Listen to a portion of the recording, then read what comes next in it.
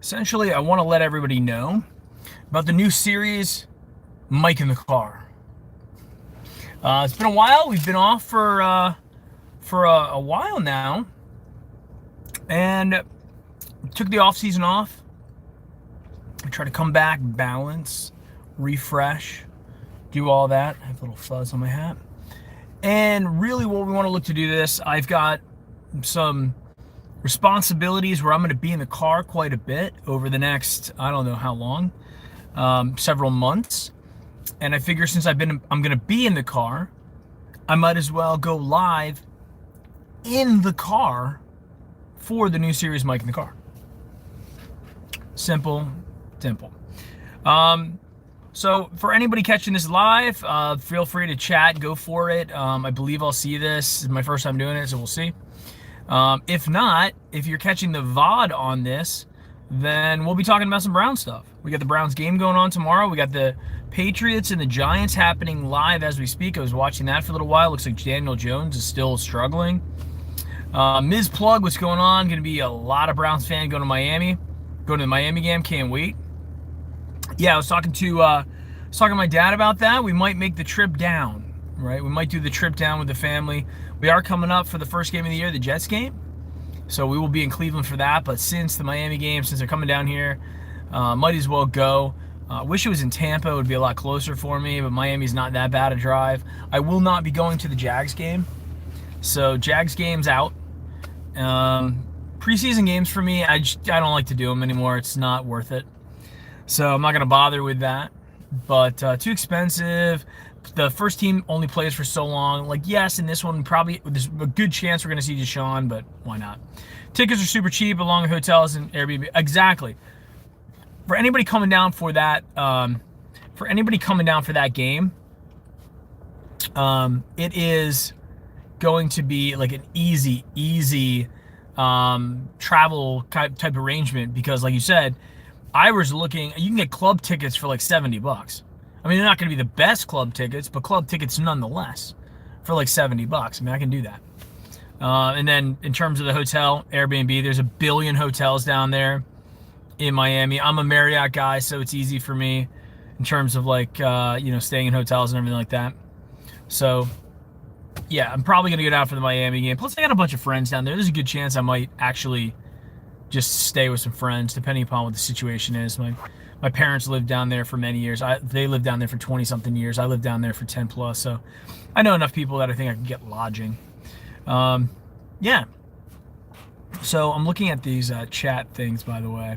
Lynn, what's going on? Can we do some car karaoke to end the show? Probably not, but I appreciate the idea. No, there's not going to be any car karaoke this year. But anyway, I'm curious. What do you guys think? Are you guys excited to see Deshaun play for the first time here in Cleveland, or as a Brown officially, or are we kind of like, meh, he's going to get suspended, so we don't really care? Personally, I think it's exciting. I mean, we went through this whole offseason, this crazy offseason, where we had to deal with the whole situation, figuring out who the quarterback was going to be, trading a Baker, going through the draft, not really having a whole lot of exciting things happen in the draft. Then we finally get through the Deshaun thing. He gets 6 games. He doesn't get 6 games. We don't know what's going on with it. And for me personally, I'm like, you know what? Let's see what he's got. He'll probably play a series, I would assume, maybe 2. But the longer you have Deshaun out there, the longer you got the offensive line out there. I don't think you're going to see Chubb, maybe see Hunt, and you'll probably see a lot of Ernest. But I think with the coaching decision with Deshaun, you got to figure it. You're risking Deshaun, number one. Your $230 million investment. You're also risking all of those offensive linemen because you're not putting the backup offensive linemen around Deshaun, like with him being out there, not protecting him, and you're not going to put a running back who like a rookie running back or something out there to possibly to work out that, right? So I don't know. I think that it's probably unlikely that we're going to see a whole lot of them. But I also think that if he's out there, they're going to have max protection on him, meaning, the best offensive line, the best running back that they can. Although I don't think it's going to be Chubb. But we'll see. We'll see a lot. Beast Girls, what's going on? I was in the car. I was listening to 92.3, The Fan. And I know I'm not tripping, but I could have sworn the guy said something about 8 games and a big fine. I wouldn't be surprised. I mean, so I've been breaking this whole Deshaun situation down in my head. And I think Goodell is kind of caught between a rock and a hard place. So Goodell has got, I think a lot of the women and a lot of the people that are very anti-Deshaun came out and said 6 games isn't enough. That's a slap on the wrist, and it's a slap in the face of all of the victims of, sexual assault and the likes, right? And I think that he was kind of caught, and he's like, look, I'm going to appeal this decision. I'm going to come out publicly and say that I want a year. Even if this other lawyer that they assigned to this appeal, even if he comes back and says, you know what, 6 games is correct. I agree with Sue L's decision. We're going to go 6 games. Then Goodell could wash his hands of it and say, look, I wanted a year. We had 2 different independent arbitrators come in and say 6 games is what they think it should be. And I'm going to go along with that.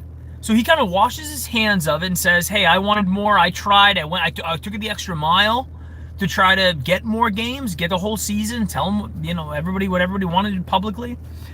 But it doesn't look like he's the bad guy or caving in to just, a small, short, month and a half out of the game.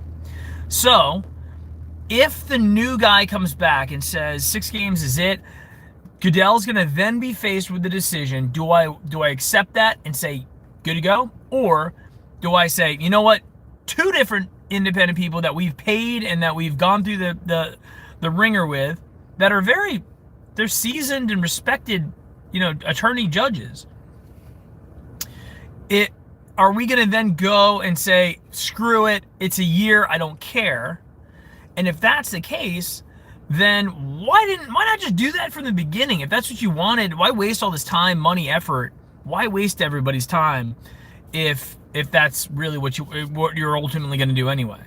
And if he does that, then he's sitting there going, he was such a coward and just tried to have these judges be the guy that or girl and be the ones to say the year. And because they didn't get what he wanted, he's going to go and make the decision on his own. So it's going to look horrible for him if he then goes and says, I'm still doing a year anyway. Now, you know what? Maybe the guy comes in and says, you know what? Sue L says it's 6 games. The league says a year. We're going to come up with a compromise. We're going to do 8 and a fine, right? A big fine, too. It could be a $30 million fine, something ridiculous. And then the Players Association and Deshaun himself will have to decide, do we want to fight this in the court? Do we want to keep dragging this along? Or are we going to take the 8 games and the big fine? All right, because it's not going to be a fine of the Browns. The Browns didn't do anything wrong. They just went out and got a player. The fine is going to be a Deshaun, and to say, Deshaun, do you want to pay this or not? And if not, then, go ahead and fight it because we'll see how it goes. So, big decisions that are coming up. I would be, as long as the fine isn't insane, like $100 million, even $30 million, I think is a lot. I think if you do a fine of like 10 to 15 million, that would probably be satisfactory for Deshaun. Or maybe even do, if the league came out and it's like, 26 women, so we're doing 26 million. I mean, maybe he accepts that. I think anything under 20 million he accepts. And anything less than 8 games he accepts. And he's go, fine, just let's make it go away, and that's that, and I'll serve my 8 games and I'll be done with it. I think that's what he does. But who knows? I mean, he's saying that he's innocent. He's saying that he doesn't want to do this. He's saying all this stuff, but ultimately, as we all knew from the very beginning, he's going to settle this crap. He wants it off his plate. He wants it out. He wants to move past it in his life. He wants to get out from under it financially, understand what he's got to deal with, what he doesn't have to deal with, and focus on the game of football. That's it. He signed with the Browns. He looks like he's excited. He's happy to be there. His teammates, his coaches, the front office, everybody's embraced him. at least who's there. Yeah, he's going to get the occasional, snivy remark from, from the peanut gallery saying crappy stuff. I mean, Tiger Woods still gets it.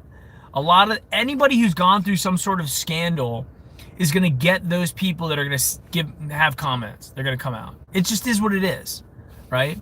So that being said, he's going to have to deal with it, but I think he moves past it as quickly as possible, as long as it's not, a really, really out there fine in amount of games. So, all right, Mids plug, excited to see Jerome Ford, Winfrey, and the young wide receivers. Yeah, I think Jerome Ford's going to get a lot of playing time. Winfrey as well. Every time I see like the reports of anything, negative or like any injuries, I'm always like, God, please don't be Winfrey. I think that's the guy I might be most excited about from a rookie standpoint. That guy coming in there and working his way in on the defensive line. I think he could be incredible. I think he could be awesome. And then Jerome Ford, I don't know a lot about Jerome Ford. I didn't watch him play in college. I am interested in David Bell. I think that's going to be really cool to see. Like, is our wide receiver room better than what it was with Jarvis and Higgins? Higgins had a hard time being on the field or earning his way on the field the last 2 years. So it's not really a huge loss from Higgins from production standpoint. So can Bell be the new Jarvis is going to be the key. Can he put up the kind of production that Jarvis did, at least for the first 2.5 years, Jarvis, before he kind of got a little bit up there in age and up there. When he got a little long in the tooth and started getting banged around a little bit, that's when Jarvis kind of started fading a little bit. Still extremely productive. He's going to do great for the Saints. I love the guy, and I'm a big Jarvis fan. But I think we can all admit his production is definitely going downhill, similarly to OBJ. I mean, OBJ is not the same guy he was early on in his career with the Giants when he was on the cover of Madden. He's not that guy anymore, right? When you get up there towards 29, 30 years old, the body is breaking down, especially at that level. So David Bell's going to come in and hopefully become that possession guy that we desperately need. I think Amari Cooper as well is going to be just fine. He's a professional wide receiver. Is he going to be, is he going to be like a 10 touchdown, 1,000-yard guy? Possibly. 10 touchdowns would be huge. And then anything over 80 catches would be absolutely phenomenal for Amari Cooper. I don't know if he's going to get that or not. We'll see. And a lot of that's going to depend on who the quarterback is. So if it's Deshaun, very well could be. I saw an interesting stat, or heard an interesting stat today. The guy at CBS was talking and said, Deshaun Watson's never thrown more than 26 touchdowns in a year. I didn't go and double check that, but I assume since he was saying it on CBS, it's accurate. And I find that to be really interesting because, you think Deshaun Watson and how great he is, but that's not really his game. Like, Deshaun's not going to be a guy who's going to go out there and throw 40 touchdowns. Like, I don't see that being him. And I think a lot of people gotta understand that. Deshaun Watson's game is all about high completion percentage, high QBR, touchdowns, and low mistakes and low turnovers, interceptions, fumbles, that kind of thing. That's who you're getting with Deshaun Watson, which honestly is perfect for this offense. He's athletic, which we need because we're running based offense. He doesn't turn the ball over, make stupid mistakes. He's got a great arm, very accurate, which is something that we were missing. That's with Baker. Oftentimes, like, the accuracy got a little shifty because of maybe having a difficulty seeing. Maybe he was injured. Obviously, that impacted it. But Deshaun's going to be a lot more accurate and not make bad decisions. And he's not going to take us out of games. I don't see a game where Deshaun's going to throw 4 interceptions and we're going to get blown out or just embarrassed on national television.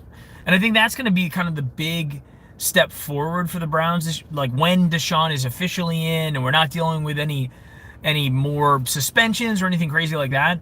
What we're going to get is the guy that is going to be the leader of the team. He's going to not make the mistakes. He's going to be very accurate. He's going to be deadly in the red zone. And then he's still going to fit in with this offense, meaning he's going to have good wide receivers, maybe not elite. He's not going to have a Cooper Kupp, right? He's not going to have you know, a Calvin Johnson in his prime type guy. But I think Amari Cooper is going to be very, very good. And I think the other weapons he has, and Njoku got paid, and Njoku better step up, because you get that kind of purse, you got to step up and earn that. And I think he's up to the challenge. Harrison Bryant, I think, is going to step up and fill that void that Hooper just fell out of last year for whatever reason. I think Harrison Bryant's going to take a step forward as well and be a lot more productive, because we still have a very heavy tight end based offense, right? Tight end throwing those outs, throwing those seams, and then running the ball and pounding the ball. Now the key will be, can Harrison Bryant step up? Because I think one of the things about Hooper that was underrated was his ability to block. And now we're going to have, and Njoku could always be, he's always a decent blocker. I wouldn't say he was elite by any means. Harrison Bryant, I definitely don't think is elite from a blocking standpoint. He's more of like a possession receiver who happens to play tight end. So we'll see what happens with that, right? But I still, no matter what happens here, no matter who the quarterback is, no matter what we do, this offense is going to run through Nick Chubb and Kareem Hunt, and that's going to be the ping pong, right? We're going to play them. One's going to get one series, the next going to get the next series. And that, keeping them fresh and wearing teams down, was what we were trying to do last year. And then Kareem Hunt got hurt, then Chubb got hurt. It was just like they couldn't stay healthy. If they stay healthy, we're going to be very dangerous, and we're going to have that type of offense. Again, now with a quarterback who doesn't make bad decisions, who doesn't turn off the ball, and is extremely accurate. That's good. That's a massive improvement. Now let's take another step back for a second and think about Jacoby Brissett. Let's think about plan B, right? Deshaun's out 6+ games. Minimum, he's going to be out 6. He's not coming back till what? Mid-October. Minimum, okay? If we have a Jacoby Brissett, or God forbid we have a Josh Rosen or Dobbs, we are that changes the game quite a bit. And if I had to say who I trust out of that group, obviously Brissett. There's rumblings that Jimmy G could be somebody that we take a look at. And now I don't know if that's smokescreen from the media just to say stuff. I don't know if it's influencers online, got nothing else to talk about, so they're talking about Jimmy G. It seems like everybody's talking about Jimmy G right now. I saw Quincy's got a video. Sir Yacht just did a video. They talk about it on Big Play all the time. So all those guys are talking about Jimmy G. My thought on this is, if we have to trade for him, and God forbid we trade somebody that's valuable like Hunt, that's a big, big mistake. Or that tells you that Deshaun's going to be out for a very long time, if not the entire season, and we don't trust Jacoby Brissett. They've seen enough of him so far in the preseason, the workouts, to know, hey, do we think we could actually hitch our wagon to this guy for a long period of time? If that isn't the case, look out. There might be a trade for Jimmy G. But if you think about like the assets that we have, the only major asset that we have is Kareem Hunt. And he's such a critical part of this offense by being that 1A Chubb, 1B Kareem Hunt, that we'd be giving up quite a bit. Now, I'm not saying that, Ford can't step up. D'Ernest Johnson proved that he's definitely a professional running back. But I think we can all agree that there is a difference in what you're getting out of a Kareem Hunt, who's led the NFL in running, and he just throws his body at everything. If he stays healthy, he can catch the ball as good as a wide receiver in a lot of cases, and he can run the hell out of the ball. So that is, and having that 1-2 punch and then coming back the next series with Nick Chubb, I mean, it's extremely, extremely difficult to do that. Now, you also think about if Jedrick Wills steps up, has a better year, really just stays healthy. I think he had an off year last year because the ankle thing that he suffered in the Chiefs game. But if he stays healthy, we got Conklin back, Teller's obviously, Batonio's there. We got to figure out what's going on at the center position. That's one that I'm watching very closely. I don't even know who in practice is stepping up with the ones. I haven't looked at the depth chart. I assume Nick Harris, but I don't really know. So if you guys in the chat know who the first string center is. The other thing from an offensive line standpoint, your center is not necessarily the most critical guy. Obviously, your left tackle protecting the blind side, and more on the guard, having athletic guards you can pull. to have those running plays are significantly more important than the center. I would even say the right guard even more significantly more important than the center. So we'll see how that goes, right? But we are definitely a running team, and we are definitely going to continue doing that. So I don't want to see us trade a Kareem Hunt for a Jimmy G, right? I don't want to see that. But then again, I will be honest. I think Jimmy G's got a lot more potential upside than Jacoby Brissett. Jacoby's been around. He's had his shot to be the first string quarterback a couple times when he kind of fell ass backwards into it in Indianapolis when Andrew Luck decided to just randomly retire.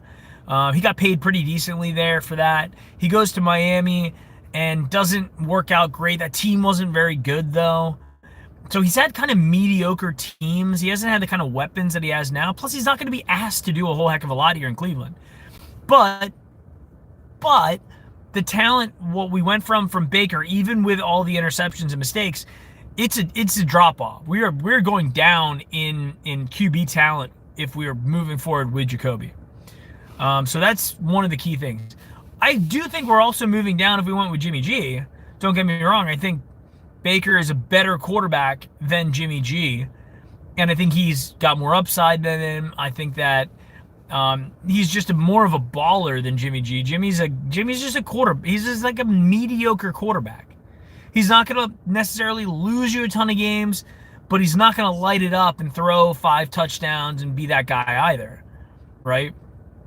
But that being said, if Jimmy G gets cut, I wouldn't be surprised if Andrew Berry and company make a play for him. I wouldn't be surprised. Do I think that it's going to be a ton of money? Do I think Jimmy's really going to be all that excited? I think Jimmy's going to weigh his options too and see what else is out there. I don't think the Panthers are in play anymore because, they've got their situation. I think Matt Corral's, from what I'm reading, is having a heck of a good camp. So they might be good with him. I don't think Darnold is doing well from what I've seen either. So I think it really comes down to Baker and Corral. I don't think they're paying a lot for Darnold, so they might as well just keep him there and have him be there. Who knows? He might be second string. He might be third by, if Corral continues to develop. But that's where we go.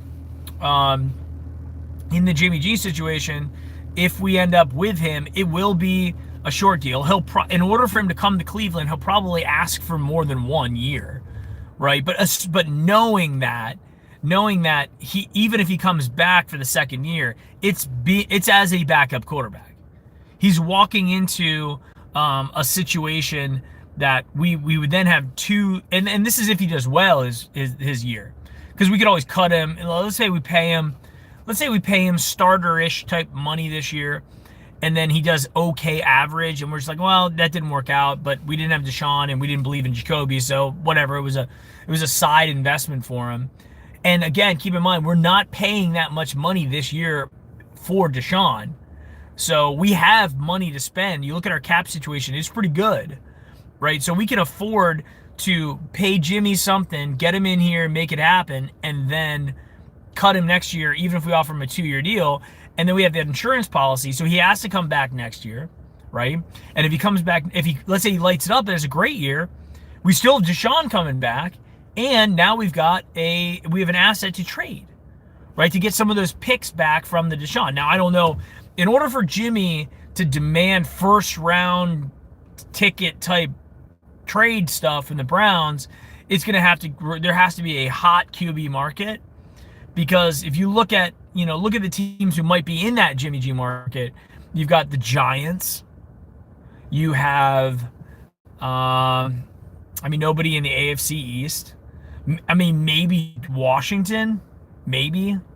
That's one that I could see. The Seahawks could be in that situation. If somebody gets hurt, if Aaron Rodgers retires. There's a couple different situations where Jimmy G could be valuable. And I don't know what the quarterback situation coming out of college is. I can tell you, based on what I've seen, the quarterback situation coming out of college is not great this year. Let me turn on this light and see if this helps. A little bit better. Turn this one on too. So the quarterback situation coming out of college doesn't seem like there's a top-tier quarterback today, right now. All that stuff changes, I never would have thought Malik Willis out of Liberty would have been a guy that would have been, hot during the time of the draft either. And he turned out to be somebody that got everybody excited for a short period of time. So you never know. Kenny Pickett, the Steelers situation, my God, I would hate to be the Steelers. It doesn't look like the team's excited about him. It looks like Mitch Trubisky is definitely in line to be the starter. That's terrifying for me. Even if the situation was the other way around and the Browns, let's say we lost Deshaun for a year in this fictional world, and then we had all three of the Steelers quarterbacks to decide to come in, or Jacoby Brissett, or what we have, I'd keep what we have. I don't want anything to do with Mitch Trubisky. I'm not excited about Kenny Pickett, nor would I be excited about what it took to actually acquire him as a first-round draft pick. And then, obviously Mason Rudolph is, I guess, a serviceable second, third string guy. I bet you Mason doesn't make it next year. He's not going to be continued on the team. I mean, if he couldn't win the job after Ben retired, then guess what? That's what they think about Mason Rudolph. And he had plenty of chances. It wasn't like nobody had ever seen him and we're like, oh, let's see what we got with this guy. Mason Rudolph is he is below average backup quarterback. Right, so the Steelers are in a rough situation. It's also going to be interesting to see what happens with the Ravens, what they do with Lamar, because Lamar is his own agent. That's why it's been taking forever for them to get this thing done. The Ravens are saying we want to do it, but then they're also saying like, yeah, he's getting ready for the season. Like, it's not like we're negotiating with a third party, like with an agent who's bringing the information to the player. He's his own agent, right? So that's interesting. That's very rare, especially these days with how complex these situations can be, that you wouldn't want to have somebody just represent you to do it. I know it costs a lot of money for that. You pay them a percentage, but at the end of the day, if they can give you a better percentage, you negotiate on your own, it's probably worth it. So I don't know what Lamar's situation. I don't know why he's doing this, but it's not getting, like, he doesn't have the deal yet. So obviously, if they wanted to lock him up, if they thought he was the guy, they would have done that. They would have. And anytime you see the Ravens lose, anytime you see that, especially when it gets to the end of the season or in the playoffs, the Ravens fans all say it. They're like, when are we going to move off of this experiment? Right? And he had the MVP year, don't get me wrong, and I think he is electric, and I think he's very dangerous. But wide receivers don't want to play with him. They don't want to play with him because his style is so erratic that it makes it difficult for a professional wide receiver who wants to go out there, run his routes, and get the ball. And then when the ball is in the air, it's not always super accurate anyway. So Lamar's a whole different set of issues that the Ravens are dealing with. So we might be looking at the Ravens having a new quarterback next year, and God, I hope so. Because Lamar's very good. He's beaten us a lot of the time. He's dangerous any point in the game, even coming out of the bathroom at the end of the game and just coming back and doing that. I mean, like, he's a dangerous quarterback. So I hope they end up moving off of him and they go and they try to find somebody else. I really do. So yeah, hey guys, I appreciate it. This is the first episode of Mike in the Car. I hope you guys enjoyed this. For anybody who was on the VODs, leave me a comment. Let me know if this is something you want me to continue doing. This is basically like what I used to call empty backfield with Mike. But because I'm going to be in the car so often, because I've got certain gymnastic duties for my daughter and we're here for many, many hours every week, I figure why not? Just set up the webcam or my camera and, hit it. Just give you my thoughts on what's going on with the current situation. Coming back this season, we got the Wednesday show coming back. We got pre and post game. Even though my dad's very upset with the situation currently with the Browns, I think he's going to warm up and he'll come back for it. He at least said he's going to do the pregame show. Oftentimes he gets tired and he can't really do the post-game show, and especially if we lose and he gets angry and we don't want to do it. But I feel like the post-game shows when we lose, when I get angry, are kind of good post-game shows. But obviously I don't want us to lose. I want us to win because those are fun. They feel good. And then the Victory Mondays always feel really good. But you're going to see probably more of this, unless I get in the comments that was horrible, I hated it, I don't want anything to do with it, then maybe I won't. But all right, guys, been at it for about a half hour here. I appreciate you all. I'm excited to come back from Brownie post game. This is now season, okay, we started in I think this is season 4? Can't be season 4, is it? It might be. I think this might be Brownie post game season 4. I have to go back. It might be 3. 2020. Yeah, this is season 4. Yeah. So, guys, I love you all as always. Everybody in the Brownie Postgame family, I really do appreciate you. I'm glad to see Lynn and Beast Grills and Mids. Thank you guys for being with us, sticking with us. We're going to have a good season. We're going to stay positive. We're not going to get into fights with people. I'm going to try not to get in fights with other influencers. If you follow me on Twitter, sometimes I have to do that. Try to be nice to the media, and we're going to have a good season. So I appreciate you all. Thank you very much, and we'll see you next time. This was Mike in the Car.